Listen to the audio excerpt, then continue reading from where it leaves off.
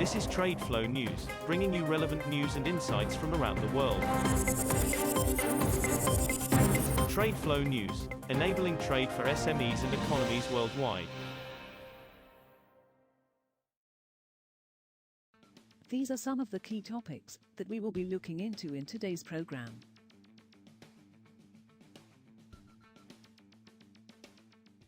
First, let's take a look at the overnight headlines which are impacting the commodity markets.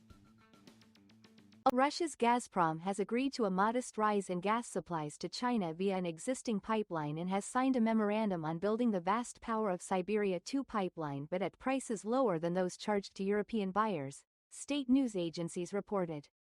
The move comes as Russia seeks to expand its energy ties with China, its largest trading partner, after losing significant market share in Europe due to sanctions following the 2022 Ukraine conflict.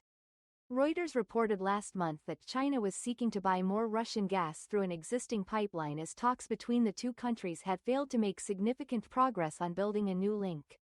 Oil prices rose on Tuesday as concerns about supply disruptions grew amid an escalation of the conflict between Russia and Ukraine, and as the market weighed whether upcoming U.S. jobs data would lead to interest rate cuts.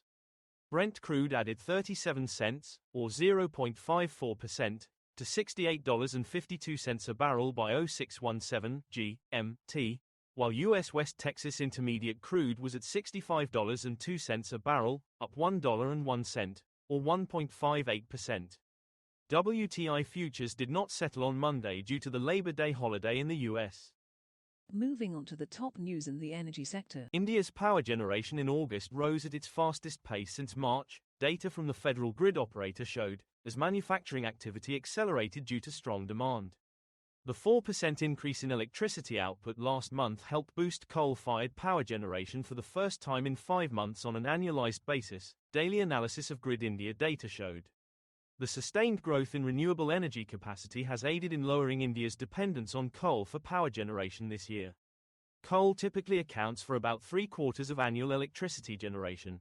European Union countries are considering a 10-year delay to the introduction of EU-wide taxes on aviation and shipping fuels as they seek to push long-delayed energy tax reforms over the line, a draft document seen by Reuters showed.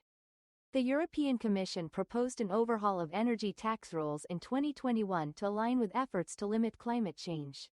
This included gradually introducing taxes on CO2-emitting fuels for flights and shipping within the 27-nation bloc, which currently escape EU-wide minimum levies. Governments resisted the changes, and are now considering a delay of 10 years in which aircraft and shipping fuels would maintain their existing EU tax exemption, a draft EU negotiating proposal showed. Next, we have the top news in metal markets. Copper prices ended lower across major exchanges on Tuesday, as trade war worries and a firmer dollar weighed on broader sentiment, though robust Chinese demand capped losses.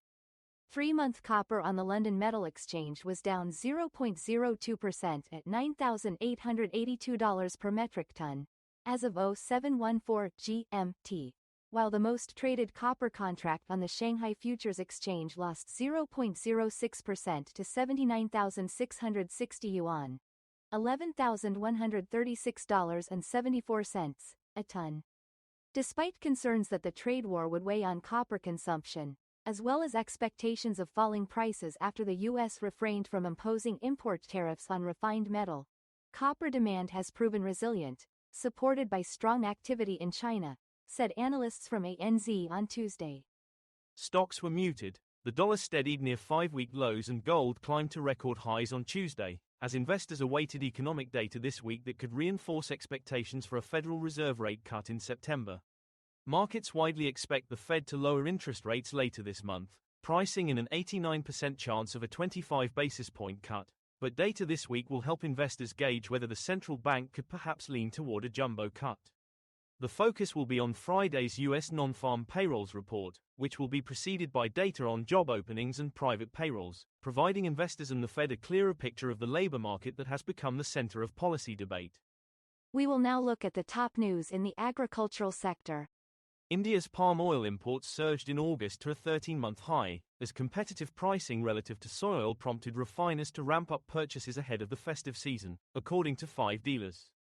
Higher palm oil imports by India, the world's largest buyer of vegetable oils, are expected to help top producers Indonesia and Malaysia reduce inventories and support benchmark Malaysian palm oil futures. Palm oil imports rose 16% in August to 993,000 metric tons, the highest point since July 2024, according to estimates from dealers. That is all for today's news on commodity markets. Stay tuned to TradeFlow News as we continue to provide you with more updates. We also invite you to follow us on Twitter at TradeFlow News, which allows you to watch our program on your mobile device or desktop to receive information from there.